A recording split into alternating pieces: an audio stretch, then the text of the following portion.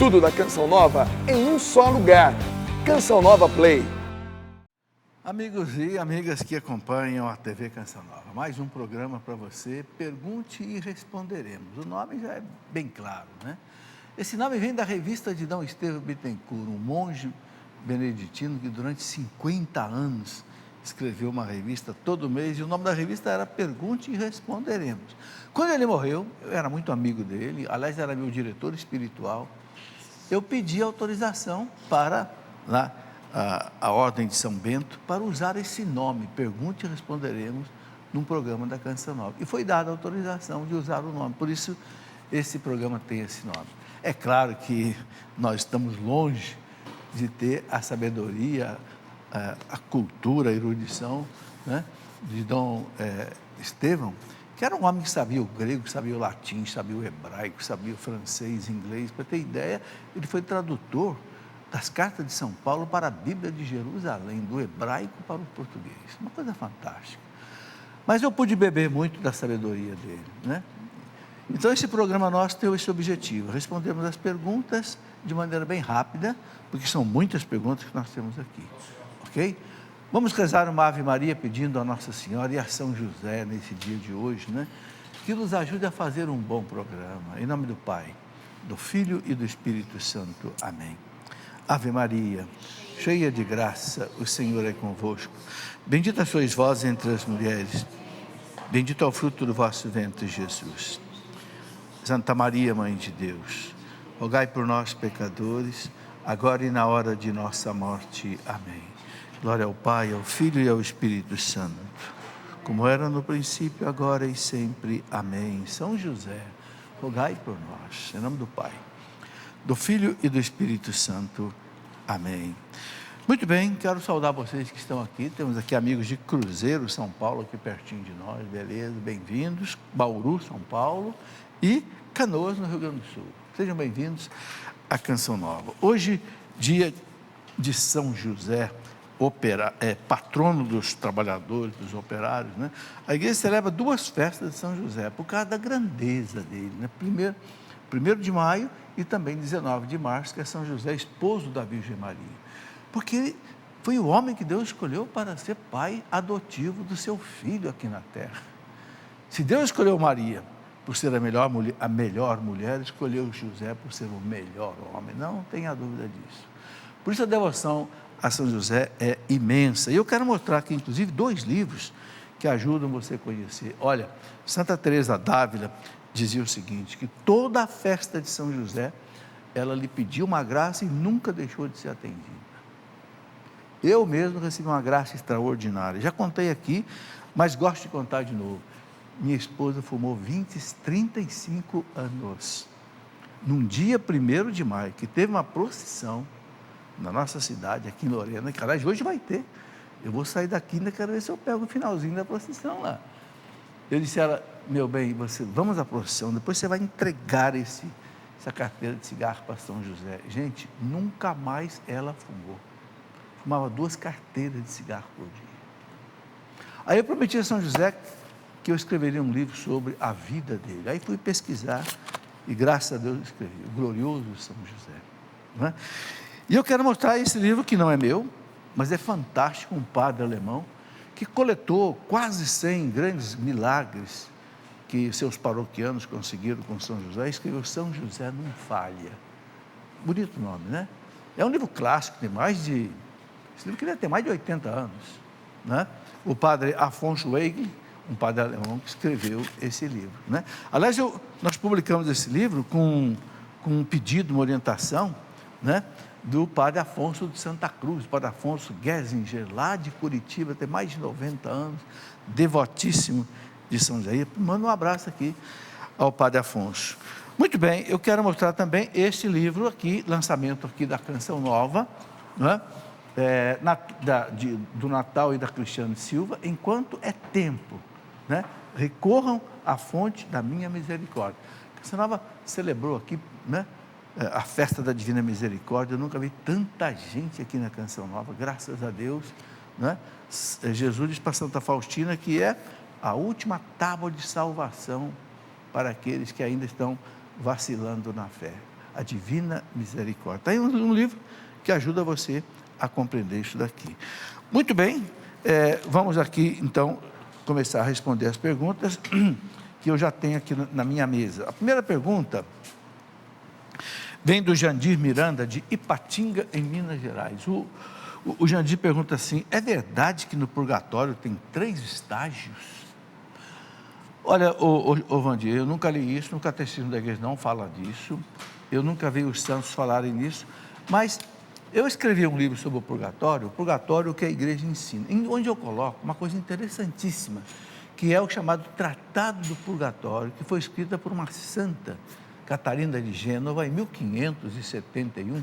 Ela disse que ela viveu a experiência do purgatório 2 anos aqui na Terra, ela viveu o purgatório na Terra. E quando o santo fala, a gente tem que prestar atenção, né? E ela diz o quê? Que a purificação que a alma tem, né? Nesse estágio de purificação, que o purgatório não é um lugar, porque alma é espírito, não ocupa lugar, não ocupa espaço. É um estado da alma, onde ela tem uma purificação. Ela diz que, ela faz a seguinte comparação: imagina uma bola assim, bem escura, bem negra, que vai clareando devagarinho, vai clareando, daqui a pouco ela fica da cor da luz. Ela compara assim a alma que se purifica no purgatório, aí ela vai para Deus, porque em Deus a alma só pode ir quando ela está perfeitamente santificada, né? A carta aos Hebreus fala assim, né? Hebreus capítulo 12, versículo 14, a carta aos Hebreus diz assim, que para ver Deus tem que ser santo, né? Buscai a paz com todos, diz o texto, Hebreus 12, 14, e sobretudo a santidade, sem a qual ninguém pode ver o Senhor. Então, o purgatório é uma etapa, uma evolução, contando com as nossas orações, as orações dos santos, né? Sobretudo a missa, as indulgências, a alma vai se purificando, até poder ganhar o céu, né? Então, não são bem 3 estágios, né? É uma evolução, que pode ser vários estágios. O João Mota pergunta o seguinte: por que foi necessário o casamento se Maria e José fizeram um voto de castidade? Aí é que está, João. Deus quis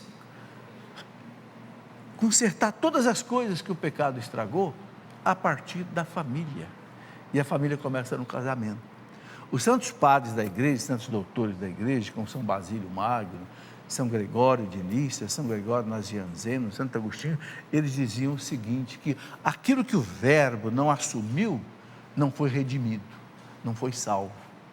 Por isso que Jesus viveu todas as etapas da nossa vida para purificar tudo. Agora, interessante, ele quis começar pela família.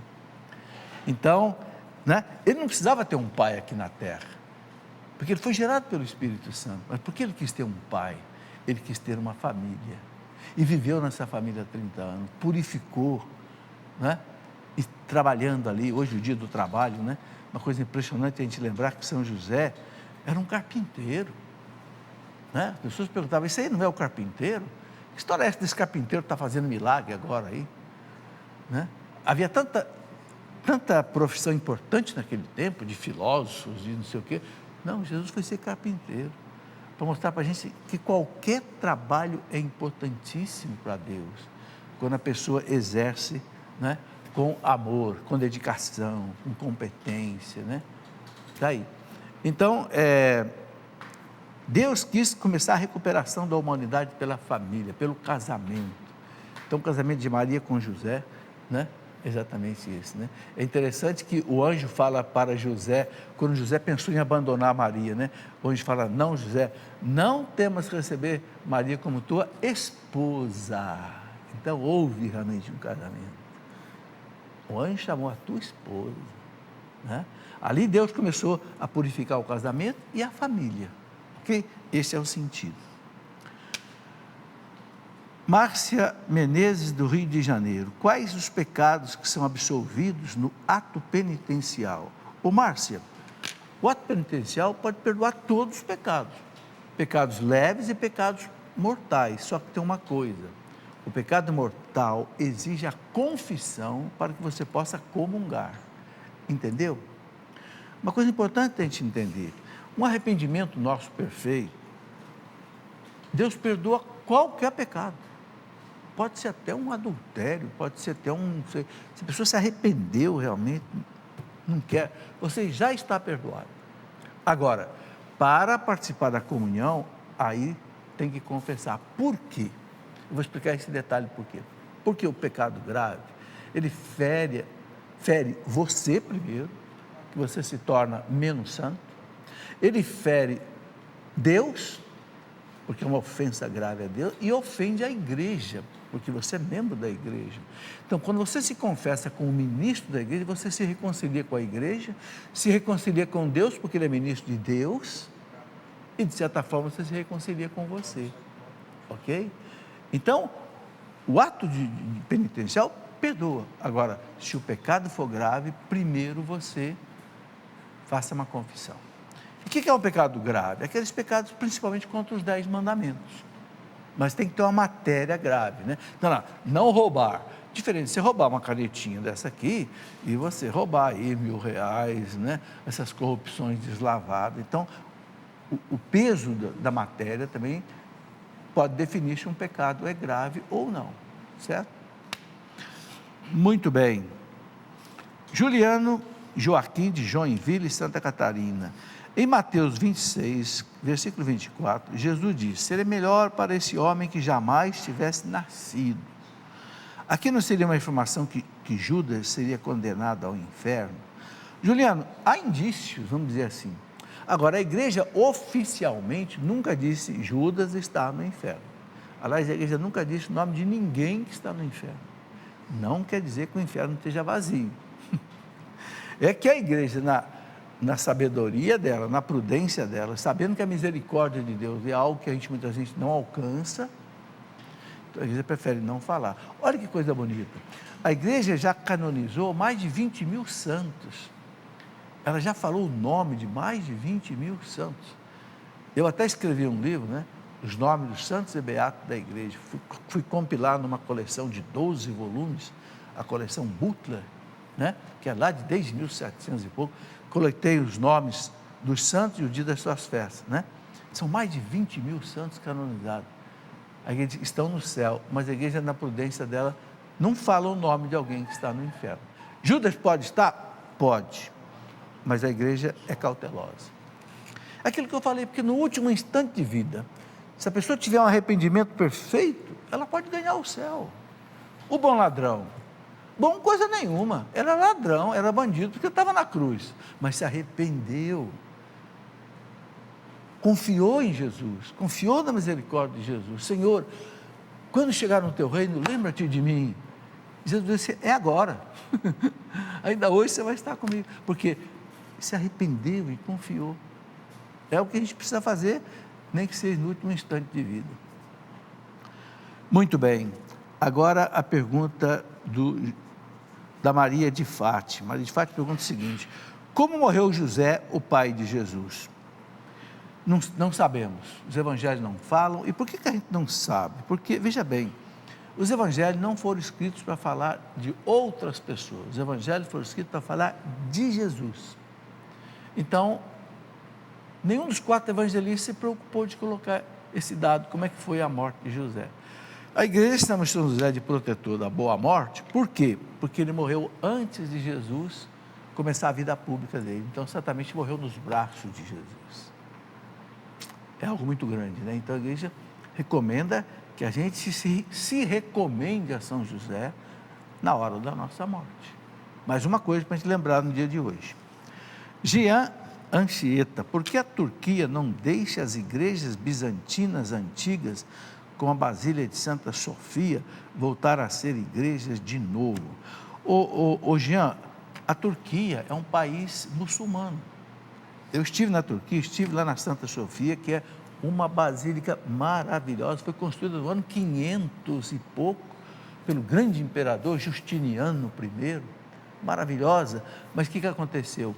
Como os muçulmanos, os maometanos, tomaram o Império Bizantino, a partir de 1453, caiu o Império Bizantino, né? Transformaram a Basílica de Santa Sofia, que é uma coisa maravilhosa. Eu penso que depois da Basílica de São Pedro, deve ser a mais bonita do mundo. transformaram num museu. Hoje você entra lá para visitar, né? E foi uma coisa impressionante, né? Porque são muçulmanos, por isso que não transformam em igrejas católicas. Eduardo Natali, o autor sagrado, fala da ira de Deus que queria se inflamar contra o povo eleito e diante da súplica de Moisés, Deus voltou atrás. Deus pode voltar atrás daquilo que ele iria fazer? Não é bem que Deus volta atrás. Sabe, Deus, em Deus, eu já expliquei isso daqui, em Deus não tem passado e não tem futuro. Para Deus só existe o presente. O Kauhar, né? Um teólogo famoso, é assim: Deus é um instante que não passa. Deus sabe tudo. Deus sabia que Jesus ia morrer na cruz, então ele aproveitou a ação de Judas, de Herodes, de Pilatos, dos romanos, que Deus sabia que iam matar Jesus, e aproveitou para transformar tudo isso em matéria-prima de salvação. Então Deus, sabe, ele coloca o povo num caminho de correção, mas ele sabe, na onisciência divina dele, ele sabe se esse povo vai se arrepender, vai mudar de vida ou não. Então, o castigo pode acontecer ou pode não acontecer. Para nós que estamos ligados no tempo, a gente raciocina como se Deus mudasse de ideia. Não é que Deus muda. Deus já sabe o plano. Ele já sabe. Que tudo para ele é presente.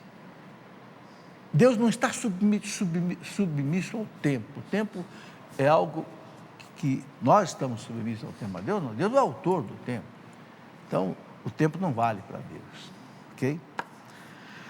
Valdemar dos Santos, José era velho ou não quando aceitou Maria como esposa? Olha, o Papa João Paulo II escreveu 51 catequeses sobre a Virgem Maria. Eu até publiquei essas catequeses do Papa João Paulo II.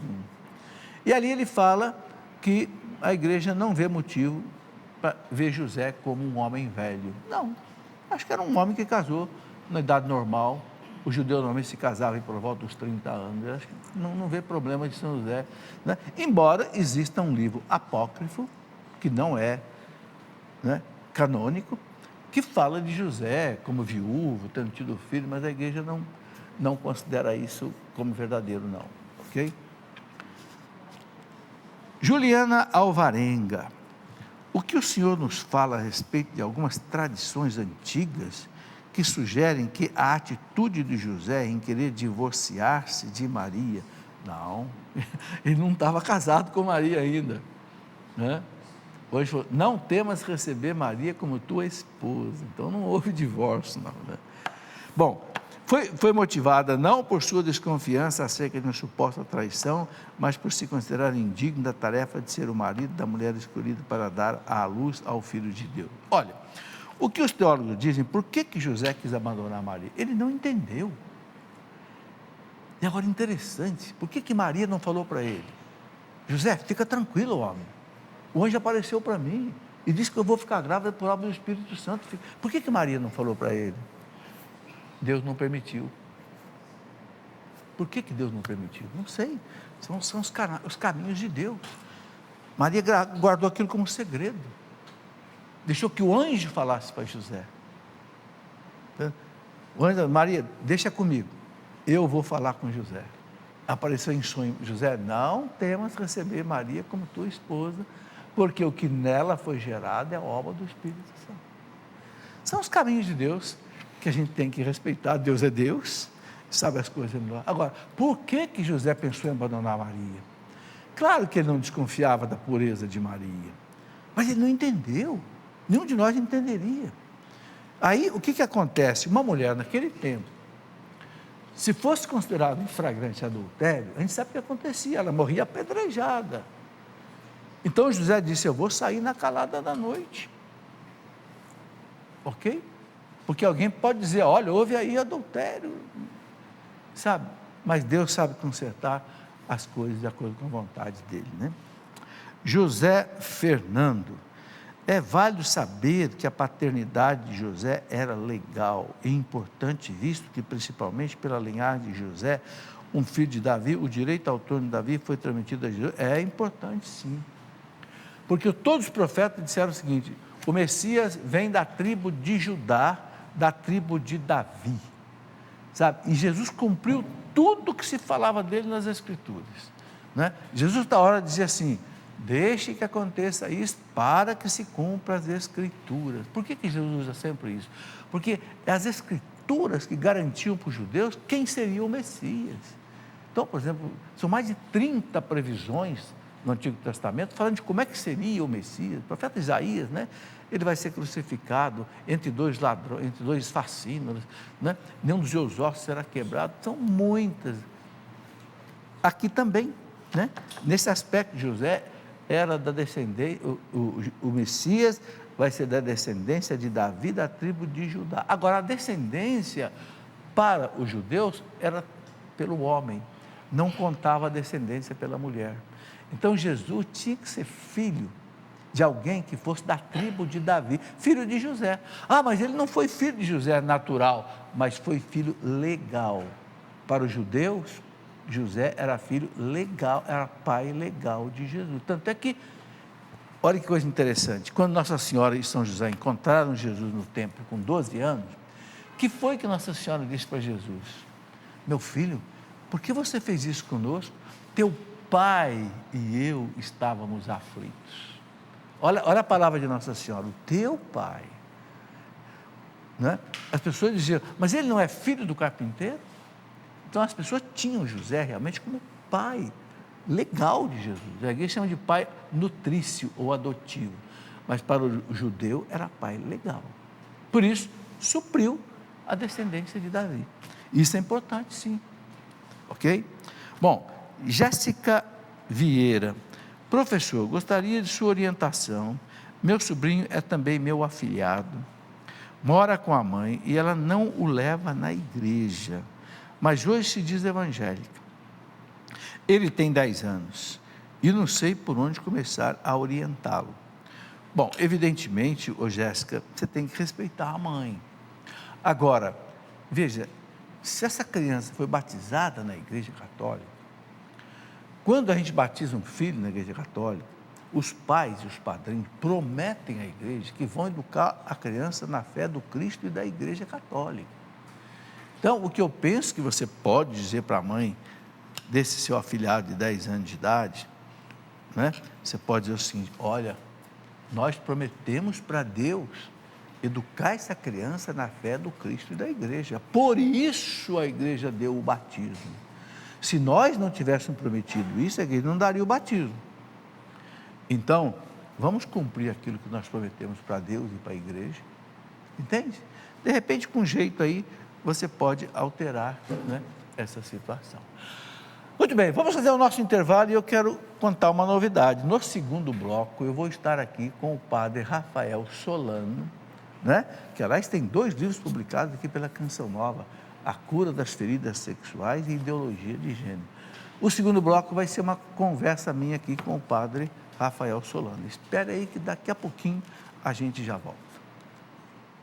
Muito bem, já estamos de volta com o nosso programa Pergunte e Responderemos, como eu anunciei, já estou aqui com o padre Rafael Solano. Boa tarde, padre, uma alegria recebê-lo. Uma alegria imensa. Tudo Está bem? acabando de chegar de Curitiba. Londrina. Desceu aqui em São Paulo, acabou de chegar aqui na Canção. Muito obrigado. Que bom, professor. É dia do trabalho, né, padre? Dia do trabalho. Dia Vamos de trabalhar, né? trabalhar. Tá aí. Mas antes de conversar com o padre Rafael, eu quero falar aqui mais uma vez desse, né, projeto da Canção Nova, né? Palavras que curam, né? Como já sabem, a cada mês são 4 palestras, né? E que recebe, pode baixar a pessoa que contribui com R$20 por mês, além da contribuição normal. É uma atividade extra. Esse mês, nós temos aqui, deixa eu mostrar quais são as 4 palestras. Está aqui, o Léo vai mostrar ali, olha. Está aqui o padre Marcelo Rossi, eu, a Luzia Santiago e o Tiago, né, Marcon. São 4 palestras mais. Mês que vem tem mais 4, então o total de 12. Depois, no final, a pessoa vai receber, então, um DVD com todas essas palestras aí, né, desse projeto chamado Palavras que Curam. Olha, tem gente de peso aí, viu? Vocês vão ver, Padre Jonas e Companhia Limitada, Padre Marcelo Rossi, Padre Fábio de Mello e outras pessoas que vão deixar uma contribuição muito grande aí nesta ação Palavras que Curam, ok? O que mais nós temos que mostrar? Sim, quero mostrar aqui, o Padre Rafael tem 3 livros publicados pela Canção Nova. Um deles é esse aqui, A Cura das Feridas Sexuais. Vamos conversar um pouquinho sobre isso. Ele tem Ideologia de Gênero, uma questão importantíssima. Aliás, eu já entrevistei o padre sobre isso na Escola da Fé, uma vez. E tem um terceiro livro que chama... Família, Novo Sinal dos Tempos. Família, Novo Sinal dos Tempos. Não está aqui comigo agora, mas são 3 livros excelentes da editora Canção Nova, que você pode adquirir ou pelo telefone 12 31 86 2600, então você pode adquirir pela loja virtual da Canção Nova, entende? É muito fácil. Padre Sodano, o nosso tempo é curto aqui, eu quero aproveitar bem. O senhor escreveu um livro sobre sexualidade, cura das feridas sexuais. Qual é o sentido da sexualidade na nossa ótica cristã?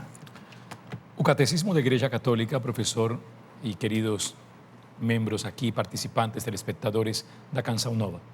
O Catecismo me provocou uns 15 anos atrás, quando começava o meu doutorado em Roma, especialmente na voz sexualidade. A partir do 6º mandamento, quando o Catecismo começa a trabalhar o conceito de sexualidade humana e de castidade, eu percebi a riqueza que envolvia esta dimensão. Em primeiro lugar, porque a sexualidade é uma força que permeia toda a nossa vida, em todos os aspectos. E em segundo lugar, porque se nós queremos uma sexualidade integrada na nossa vida interior, como homens e como mulheres, temos que trabalhar a castidade. Eu sempre disse que o verdadeiro problema que vivemos hoje no século XXI não é uma desordem da sexualidade, e sim um desconhecimento da castidade. Porque a riqueza humana que a castidade traz para nós é única, ao ponto de que o catecismo vai trabalhar todo um caminho em 2 dimensões. A pessoa, o batizado, a batizada, que descobre a castidade, vive em liberdade a sua afetividade e, especialmente, se realiza como pessoa. Então, nós diríamos que a castidade evita egoísmos desnecessários e agressões desnecessárias, que é o que nós estamos vendo hoje todos os dias. Pessoas se atacando e agredindo por questões que não teriam razão de ser. Como é possível, por exemplo, hoje, que um namorado agrida a sua namorada, que uma esposa bata no seu marido ou vice-versa. Significa que ali o espaço da sexualidade, da afetividade, está completamente desligado da riqueza da castidade.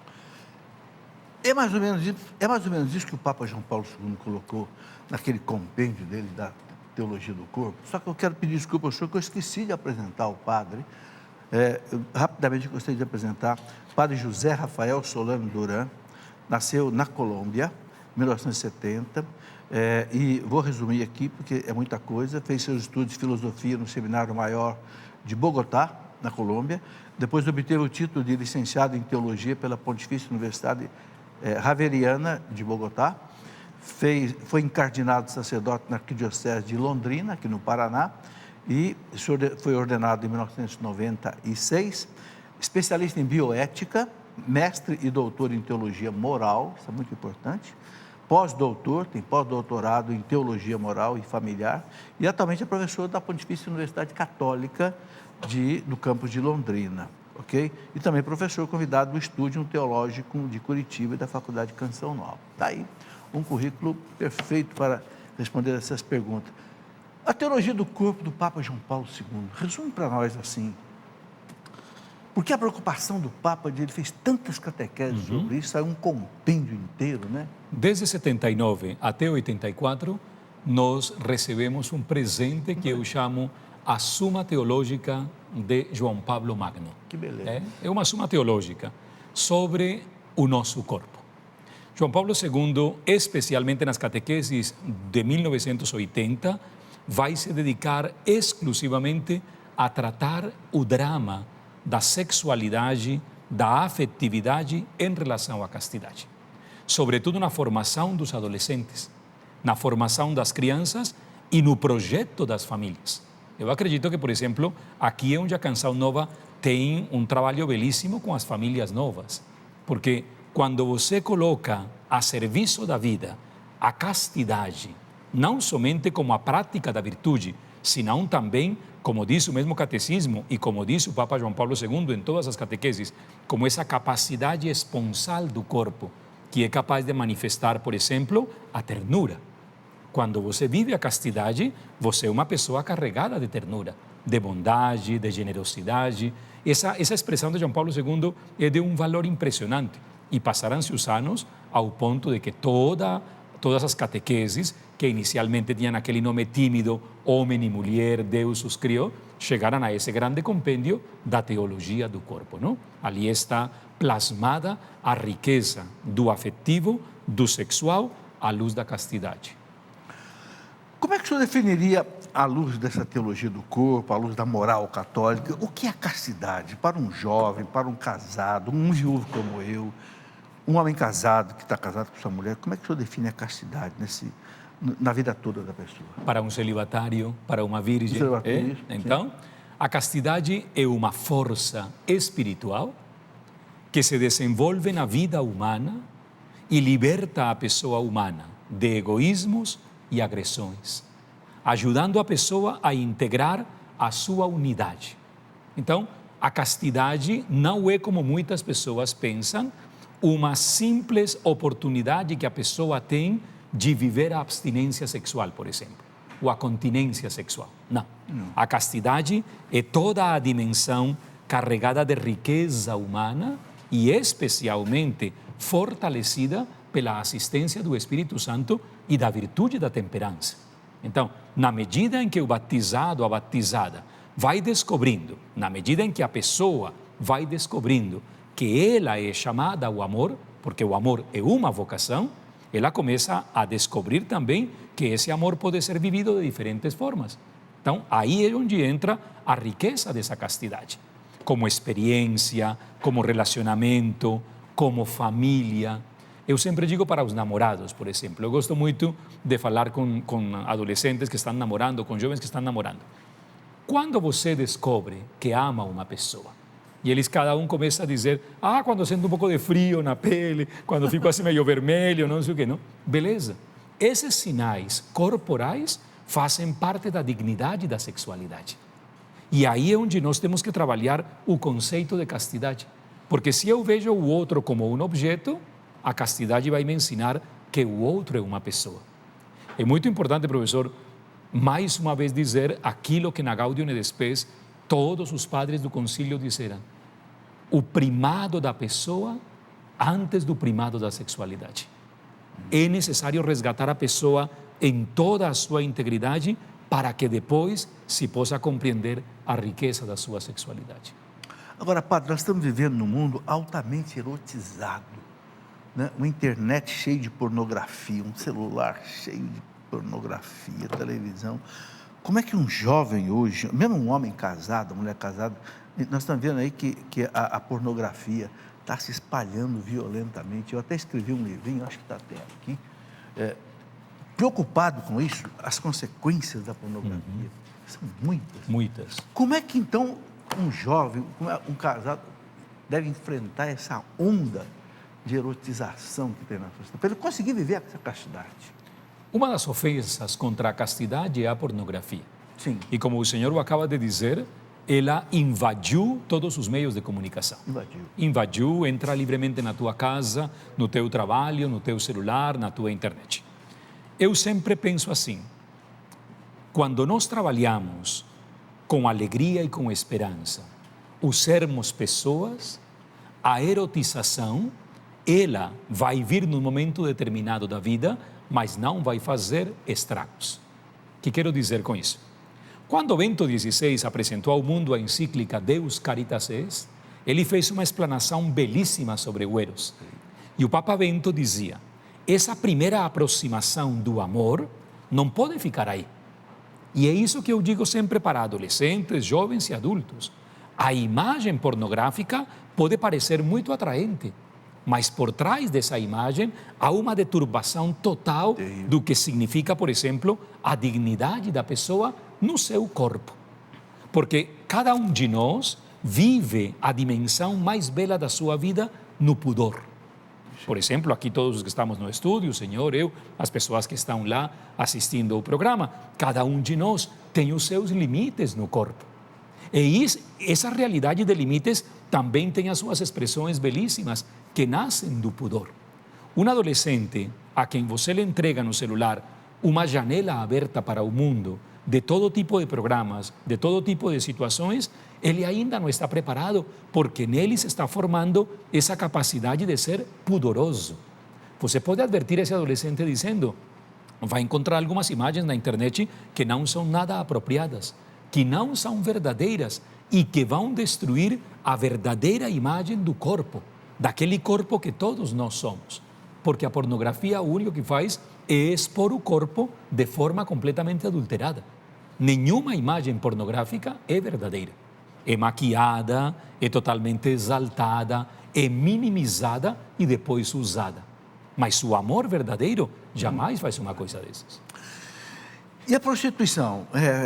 Hoje a gente sabe que há um comércio, um tráfico de prostitutas no mundo inteiro. Como é que o senhor vê isso hoje dentro desse contexto? Dolorosíssimo, professor Aquino. Dolorosíssimo. Se tem algo que me dói no coração, é ouvir dizer a muitas pessoas e muitos ambientes sociais que a prostituição pode tornar-se uma profissão ou uma forma de trabalho. Nós tivemos no Ministério do Trabalho, há um tempo atrás, não sei se ainda está, uma profissionalização da prostituta com carteira de trabalho e outras coisas. Eu fiquei impressionado quando houve a Copa do Mundo aqui no Brasil, né? O Ministério do Trabalho, acho que do Trabalho, promovendo como é que a prostituta poderia falar francês, falar inglês, para poder abordar melhor os seus clientes. A dor que causa isto é impressionante, porque cada vez mais as agressões contra a castidade você as vê na sociedade, nas famílias e no mundo. Mas quando uma sociedade afirma que uma prostituta pode ganhar o pão de cada dia vendendo seu corpo, ali você percebe que a sociedade perdeu todos os limites sobre o conceito de dignidade de pessoa. Ali a pessoa não existe mais. Ali a pessoa não vai aprender francês para ser uma mulher digna. Ali a pessoa vai aprender francês para ser um homem ou uma mulher produtivos, para vender o seu corpo àqueles que falam a língua francesa. Então, aqui se perdeu aquilo que para nós na moral católica é essencial. O fim não justifica os meios. Você não pode dizer que a prostituição é uma forma de trabalho porque só assim essa família pode sobreviver, porque isso é inviável, moralmente ilícito. E aquilo que é pior, destrói a dignidade da pessoa, acaba com o conceito de vida humana e, por incrível que pareça, esta pessoa vai ser utilizada o resto da sua vida. Padre, o nosso tempo é curto, eu tenho que fazer pergunta bem objetiva. Uma pergunta que chega sempre para mim aqui é essa. O que um casal católico pode viver no seu relacionamento sexual sem ofender a Deus? Me perguntaram isso no aprofundamento do ano passado e sempre pensei assim. Aliás, o meu grande professor Bartolomé Cailli me ensinou uma coisa que levo na alma e no coração. A união conjugal dos esposos sempre deve ser prefigurada na imagem do altar, assim como foi proclamado nas catequeses de Santo Ambrósio de Milão. O leito nupcial é o altar. E ali o casal vive a entrega total, ao ponto de que todos os atos que o casal viva no seu relacionamento sexual deve dignificar, em primeiro lugar, a conjugalidade e depois a fidelidade e a exclusividade. Quando um gesto, quando um ato, quando uma atitude de um casal diminui o seu cônjuge, significa que ele não está dentro da experiência cristã do amor puro para a vida e, sobretudo, para a conjugalidade. Muitos casais hoje perderam o horizonte da importância do ato sexual na vida conjugal. Sim. Como o ato sexual contribui, por exemplo, para que o casal conheça a grandeza do seu cônjuge, conheça também a sua limitação e possa descobrir no seu cônjuge a alegria de um amor puro. Muitos dizem, não, mas é que a igreja não permite tais e quais. Não, Não é que a igreja não permite, é que para a igreja o ato conjugal é o resultado da vivência de um sacramento que propicia o crescimento e a santificação da dignidade do casal. Eu, por exemplo, já falei com muitos casais de muitos movimentos e de muitas associações. Por que os casais não rezam a sua sexualidade? Porque o casal, antes de ter um momento de intimidade, não falam os dois com Deus sobre a sua sexualidade. Neste livrinho da cura das feridas sexuais, no segundo capítulo, eu abordo isso. Muitas vezes você encontra casais com grandes feridas e com feridas bem pequenininhas. Por exemplo, nesse momento eu queria que o meu marido me dissesse como você está de linda e meu marido não me diz nada. Uma ferida que parece desnecessária, mas que para a pessoa afetou profundamente a relação e ao ponto de que ainda continua afetando-la. Se o casal progride, por exemplo, profissionalmente, economicamente, familiarmente, por que não curar as feridas sexuais que deixou de repente um ato sexual ou um relacionamento sexual que não dignificou o outro? Então, essa para mim é a verdadeira dimensão da conjugalidade. O leito nupcial, o altar, no qual os dois corpos formam, constituem uma única carne. A gente pode dizer, padre, que aí também no campo sexual, aquilo que não é natural, não é moral? Aquilo que não é natural não somente não é moral, aquilo que não é natural causa sérias desordens e agressões àquilo que foi oferecido por Deus. Então, por exemplo, quando um casal ou quando uma pessoa precisa, o catecismo é muito claro, não? Quando uma pessoa, por exemplo, se vale de fetiches para ter um prazer sexual, está nada mais nem nada menos que agredindo-se a si mesma e agredindo todo o contexto da sua sexualidade. Porque não está vivendo aquilo para o qual a sexualidade foi feita. Nós não fomos feitos para poder ter da nossa sexualidade ou obter dela resultados que nos trouxessem unicamente prazer. A sexualidade nos traz a força mais, chamemos assim, mais intrínseca que o ser humano pode imaginar. Mas antes da sexualidade está a pessoa do Rafael, está a pessoa do Pedro, do João, da Maria e da Teresa, que envolve toda uma integridade e que dentre essa integridade, uma das partes é a sexualidade. Por isso eu disse alguns minutos atrás, quando alguém se vale de coisas que não são naturais para a sua sexualidade, por exemplo, os contraceptivos, quando um casal desconhece a grandeza do método Billings, esse casal está não somente vivendo a imoralidade do ato, como também está criando uma desordem em algo que foi feito para vivê-lo dentro do ambiente natural. Todo mundo sabe que nada tão natural quanto o método Billings, não? E aí se inclui nisso, né, sexo oral, sexo anal, coisas que não são coisas naturais. Precisamente por isso, porque criam desordens dentro da experiência para a qual genuinamente foi feito o ato sexual. Diferente das carícias totalmente, que o casal claro, pode viver claro. Quando há necessidade. Padre, nós temos pouco tempo e eu quero juntar então duas perguntas aqui. O senhor escreveu um livro também sobre ideologia de gênero, algo importantíssimo. Aliás, eu escrevi também, bem menos que o senhor, mas preocupado. Você conhece, sabe o que é ideologia de gênero? Isso nos preocupa realmente muito, porque isso aí é a destruição da família. Sim, claro. Eu queria que o senhor juntasse isso com a questão da homossexualidade. Fique à vontade o resto do tempo que nós tivemos aí, talvez uns 10 minutos aí. Bem, nós tivemos já um aprofundamento aqui na Canção Nova sobre ideologia de gênero, né? Sim. O senhor acaba de utilizar uma expressão muito forte e muito real, não?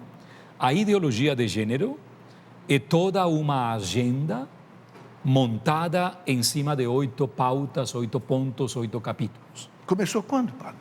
Começou no século XIX. 19? Uma pessoa, um homem chamado antropólogo, uma grande figura, Lewis Morgan. Ele fez um estudo com uma tribo, Yorikin, perto de New York, e percebeu que ali o conceito de família não entrava. E ele decidiu transferir, dizendo, olha, se os iroquíes vivem sem família, quer dizer que o mundo ocidental criou a família de uma forma desnecessária. Acabemos com a família. Olha o tipo de relação que ele estabeleceu, não? A partir disso, o primeiro passo que a ideologia de gênero traz é a eliminação das relações familiares. Então, o desconhecimento da figura paterna, o patriarcado desaparece, o matriarcado desaparece e, claro, imediatamente, as relações familiares também serão podadas.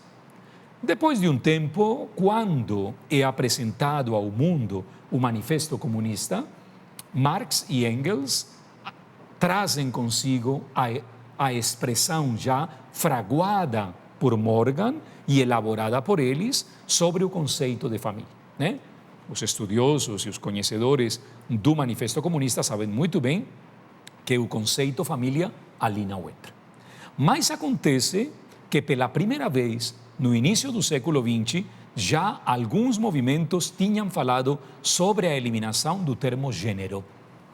E é na metade do século XX que um grande movimento francês, o movimento niquilista, decide lançar, através de uma pessoa, uma mulher chamada Simone de Beauvoir, uma expressão: você não nasce nem homem nem mulher, você decide se fazer. Que coisa absurda, né? Terrível. Foi... Esse cara está completamente sem fisiologia, né? Mas, e não somente isso, professor Aquino, eu penso que pior do que a bomba atômica do 45 foi a bomba ideológica do final dos 50 e início dos 60, quando Sartre, quando Beauvoir decidiram verdadeiramente implantar no sistema educativo a nulidade total do conceito homem e do conceito mulher. Olha, estamos falando dos 50 para 60. Entre 60 e 2000 são quase 40 anos. A onda desse tsunami chegou. Gostei demais da colocação do Papa Bento XVI em dias passados, dizendo, não? Para ninguém é um mistério que a Revolução Sexual do 68 teve essas bases. Então, hoje, quando se fala em ideologia de gênero, não se pode falar simplesmente em desconstrução da família, porque foi o quarto item, é a desconstrução da pessoa e do seu gênero. E eu penso que nós, aqui na América Latina, estamos vivendo um drama muito sério. Independentemente de qual seja a tendência ideológica dos governos, do que for, eu tenho uma preocupação muito séria. E é que o quarto capítulo desta grande agenda chamada Gender ou Ideologia de Gênero é infiltrar-se nos meios educativos, infiltrando-se nos meios educativos, como muitas famílias terceirizaram a educação dos filhos, quem acaba influenciando essas decisões é a escola. Mas a escola não estava preparada para formar professores e professoras, para formar gerentes educativos, agentes educativos que tivessem a clareza de uma antropologia sólida. Que aqui seria o quinto e mais doloroso ponto de toda a agenda da ideologia de gênero. Eliminar mesmo, porque é uma eliminação, já dando um passo atrás, dizendo que você não nasce homem nem nasce mulher, eliminar toda a experiência da riqueza da sexualidade. Porque você, quando abre esta janela, que é o que nós estamos vivendo hoje, não só no Brasil, no mundo inteiro, nós vemos que muitas pessoas, por exemplo, dizem: durante 2 ou 3 anos da minha vida, eu vou ser homossexual. Durante 10 anos, vou ser bissexual. E depois, talvez, volte a ser heterossexual. Quando a pessoa vive esse drama dentro de si, significa que a pessoa perdeu aquilo que a ele lhe corresponde de mais essencial. A própria identidade. E uma coisa ainda superior à própria identidade. Em bioética chamamos de autopoiese. Acabei de ler um livro, professor, que recomendo ao senhor e a todos os espectadores da Canção Nova, 21 lições para o século XXI. O autor Yuval Harari. Um livro excelente, excelente. Ele faz um estudo de algo que em 98 eu ouvi no Canadá pela primeira vez.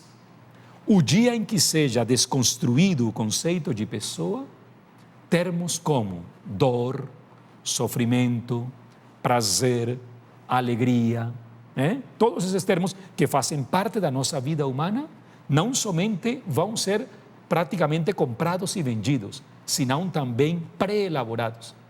E isso é o que nós estamos vendo hoje na sociedade do século XXI.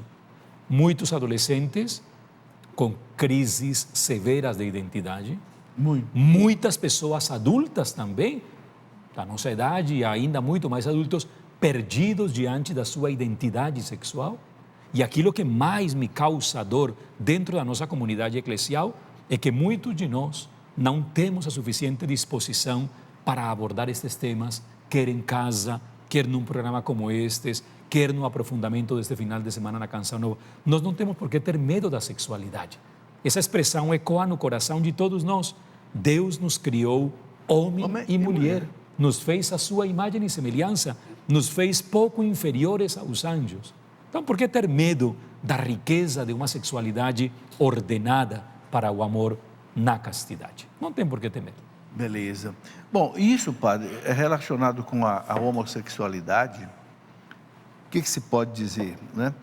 Hoje há uma discussão muito grande com relação a isso também, né? Essa liberdade que se criou da pessoa escolher o próprio sexo e até mudar de sexo, né?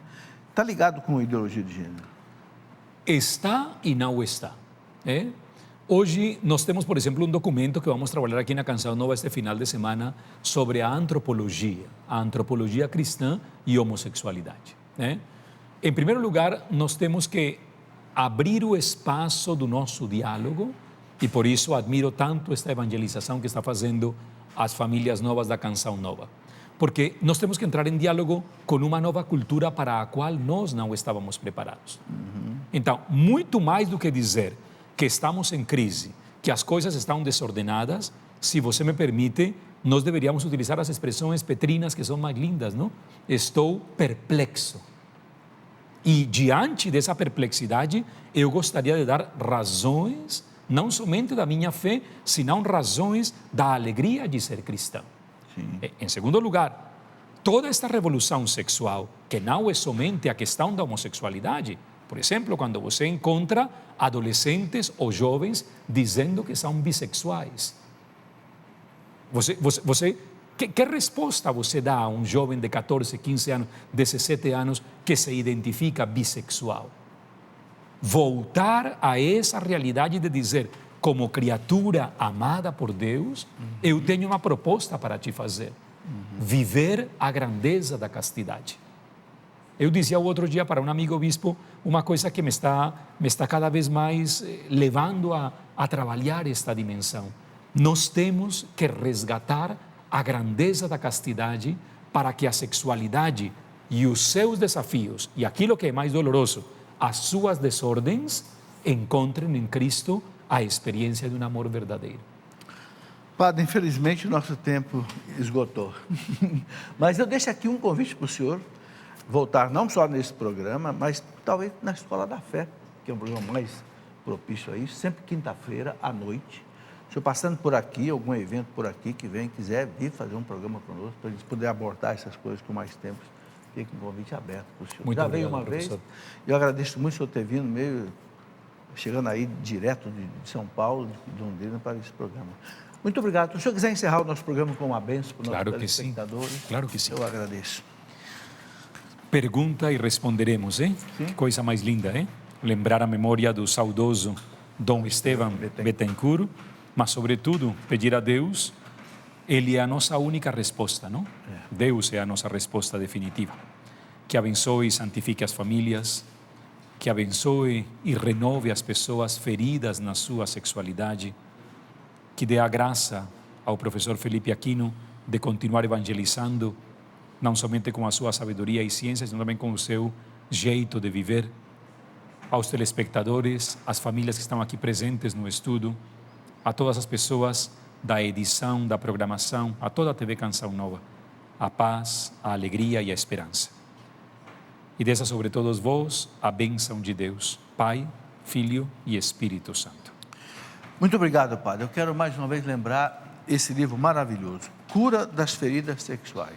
Trata, inclusive, de as feridas que podem acontecer na própria família, né? Sim, claro. Parte de pai, de mãe, né? E o outro, Ideologia de Gênero, e mais o outro que é Família. O outro livro. Novo Sinal dos Tempos. Novo Sinal dos Tempos. Olha, realmente é Vocês viram o currículo do padre, doutor em teologia moral, pós-doutorado nessas coisas, e mais do que isso, um homem espiritual. Para mim, o mais importante é isso, padre. ser batizado. O título não serve de nada. Sim, juntar a experiência teórica com a espiritualidade. Era Dom Estevão Bittencourt. Era um homem erudito, mas era um santo. Né? E eu vejo um pouco disso no senhor. Amém. Também, graças obrigado. a Deus. Puxa vida. Muito obrigado a vocês que vieram, vocês de casa que nos acompanharam. Até o próximo programa, se Deus quiser. Tudo da Canção Nova em um só lugar. Canção Nova Play.